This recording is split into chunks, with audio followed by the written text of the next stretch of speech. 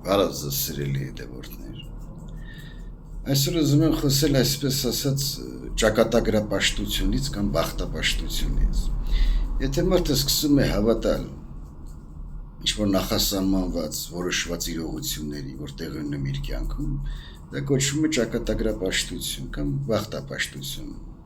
Քրիստոնեական տեսանկյունից չկա, գոյություն չունի այդպիսի բաներ։ Աստված մարդուն ստեղծել է ազատ։ Աստված մարդուն երբեք ոչինչ չի պարտադրում։ Մարդը ինքը ինչ-որ գործի իրողության վրա որոշում է կայացնում եւ այդ որոշումը իրականացնում է։ Եթե այդ որոշումը չլինելու պատճառով կամ իր ուզած ձևով չլինելու պատճառով սկսում է ինչ անել մեղադրել Աստծուն։ Իմ ճակատագիր այսպես էր, իմ բախտը չբերեց, դա մոլորություն է, հիշեք, իմացեք։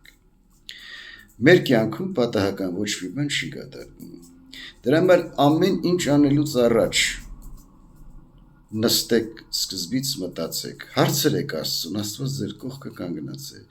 Տեր Աստված, ուզում եմ այսինչ բանն անել, դա քո տուգը կգա թե ոչ։ Հասարակ բարձ բան։ Խոսացեք Աստծու հետ։ Ոչ թե ընկեք չարի գցած մոլորված մտքերի հետևից շուշուտ վերցրեք եւ արեք, ոչ։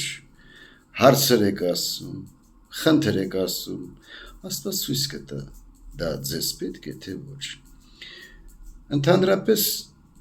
սովորեք աշխատեք հավատալ Աստծուն, ձեր ամեն ինչը վստահեք Աստծուն,